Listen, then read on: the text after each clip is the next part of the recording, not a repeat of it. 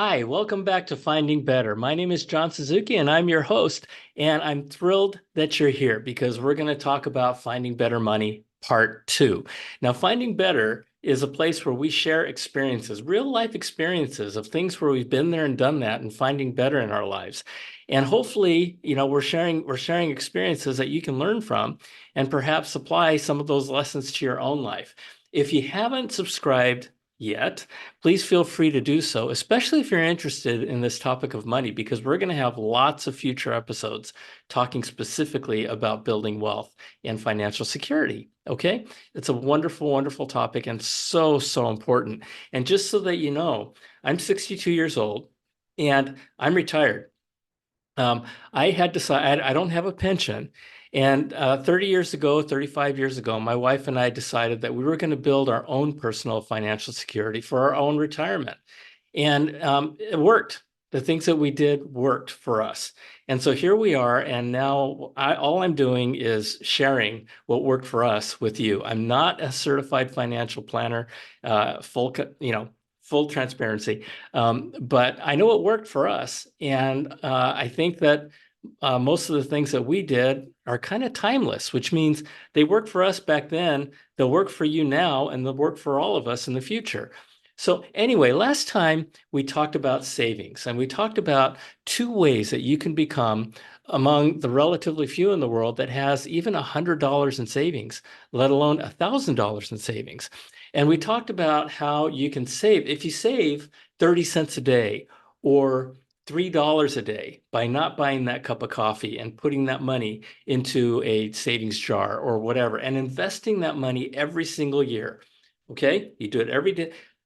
That 30 cents a day and $3 a day ends up over 30 years, potentially to become tens of thousands, if not hundreds of thousands of dollars if you turn around and invest it and you get an average rate of return that the stock market, for example, has received. And so, it's about managing your money. Now, I'm going to tell you something that might lose you. Um, Everything that I talk about is really easy to understand, but not easy at all to implement. They say that information is power. I disagree. I believe that it's the application of information that's power. Because, for example, I'm going to tell you everything that worked for me. But if you don't do those things, and if you don't have the discipline to do those things yourself, it's not going to provide you any power at all, right? So, a couple of things just to set the table here. We live in a world of instant gratification, right? We buy something, we want instant gratification from it. Um, Everything, that's just part of our culture. It's important for you to understand that building a life with financial security is in the absolute face and direct opposite of instant gratification because building a life of financial security takes time, takes a lot of time, and it takes a lot of time with compounding, right? And so the other thing is that money can be a funny thing and it can change people, especially people around you.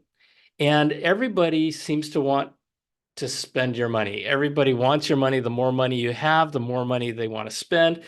And it takes an adjustment, and you will be the minority. You will be in the minority of people clearly who are prioritizing saving money and building your financial security compared to the rest of the world. That's just how it goes. I want to give you a couple of examples. So back in the 80s, there was a group called the Bee Gees. They were a music group, very famous, and the lead singer was a guy named Barry Gibb. Barry Gibb was interviewed one day, and I was listening to his interview on the radio. And he was talking about his life. Now, back in the 70s, they had a hit song called Fanny Be Tender with My Love. And it was part of an album called Main Course. And he was talking about how during those days, everybody was their friend. Everybody came to their house and partied. Everybody wanted to be part of their success. And then they hit a dry spell where they couldn't write a hit song if their life depended on it. And he said that, most of those people just disappeared. They didn't call anymore. They wouldn't even pick up the phone when I called them, he said. And they just disappeared. And it was devastating. It was absolutely devastating. And then a couple of years later, a phenomenon called Saturday Night Fever hit. And this is with John Travolta and the whole disco thing. Now, a lot of you might be thinking, oh, gross, disco. Well, here's the thing. Today's cool is tomorrow's yuck.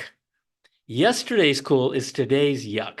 So whatever you think is cool today is going to be yuck tomorrow. So you're going to go through this too. Anyway, just accept it.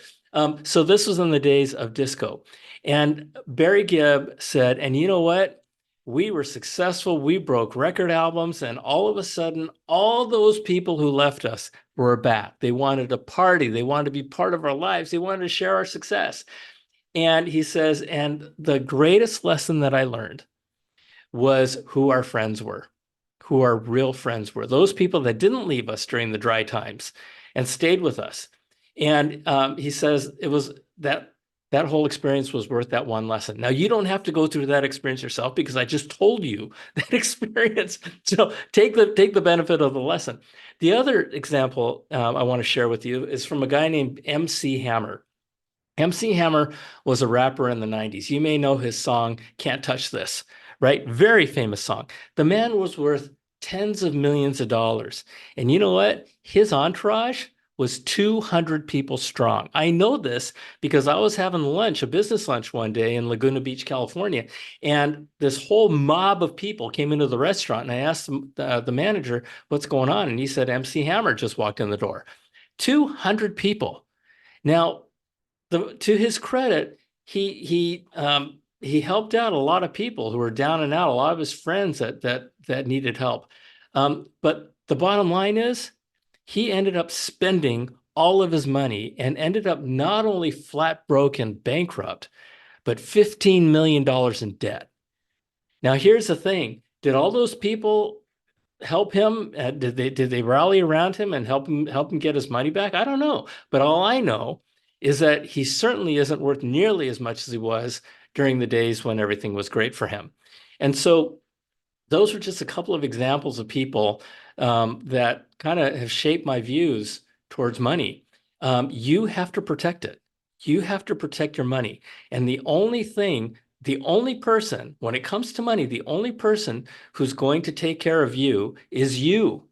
All right. So really important to wrap your head around this, because what I'm suggesting to you is that you are going to become the vast minority of people who are going to have the kind of financial security I'm talking about.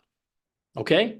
So that's the first thing. In terms of your mindset, be aware of a few things. I just talked about how to get your head in the game. Take a look at yourself. Take a look at your spending and ask yourself what your spending is all about. If it's about impressing others or it's about your ego, that's okay. But just know that there's a cost associated with that. And that cost is your longer term financial security. Okay? So if you're buying brand new cars every other year because your buddies are buying cars and you got to keep up with them, or clothes or whatever, just know that there's a cost associated with it.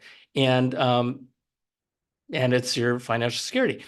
2 questions, and you can write these down. This is really, really important because it kind of distills everything down to these 2 questions. I talked with you about the book called The Millionaire Next Door that talked about how people who look like $1 million are mostly dead, broken, in debt. And people who are legitimately millionaires are people who you couldn't pick out in a group of in a crowd if your life depended on it, right? And so the question you have to ask yourself is, would you rather look rich and be broke, or would you rather look broke and be rich? Okay. Now, of course, you got to buy nice clothes. There's another book that was back in the 70s called Dress for Success. Dressing for success in your professional life is very, very important. So I'm not saying to not buy nice clothes, but just know what you're buying your clothes for. Is it for other people or is it for your ego? Okay. And so again, would you rather look rich and be broke, or would you rather look broke and be rich? My personal decision was the latter. I decided to take it easy on my spending and just not look rich. And, don't buy those fancy cars. Now, here's the thing. I'll just tell you this. I drive Lexuses. Okay. And people go, wow, John, I mean, you drive really fancy cars. Well, I want you to understand something about my car buying purchases. I keep my cars for 15 to 20 years. That's why I buy Lexuses, because they are going to last, and Toyotas too. A lot of cars, they're going to last 15 to 20 years. My first car is a 2013, and my other car is a 2016. My 2013 is already 11 years old. I'm going to have it for another 5 to 10 years easily. Same with my 2016. And so when you take a look at it from the standpoint of cost of ownership per year, mine's pretty dang low. Okay. So you think about stuff in those terms as well. Now, like I said, if you are spending money to impress others, there's a cost to it. But the reason why it's really important for you to understand if you're doing that is because if you don't know that you're doing that, you are putting yourself in a never-ending rat race of keeping up with people and not knowing that you're doing it and not knowing that it's costing you your financial security because it's your choice. That's the wonderful thing about this. It is your choice. You can choose to invest your money on your financial security, or you can choose to spend your money on instant gratification. Your choice. Okay? That's kind of the harsh truth. But anyway, here's one thing I want you to consider. It's really, really hard because you have so many forces that are going to pull you away from your goal of financial security. So, one thing you might want to consider that I really highly recommend is to surround yourself with like-minded people. Pull some people together, have them listen to this episode and the last one.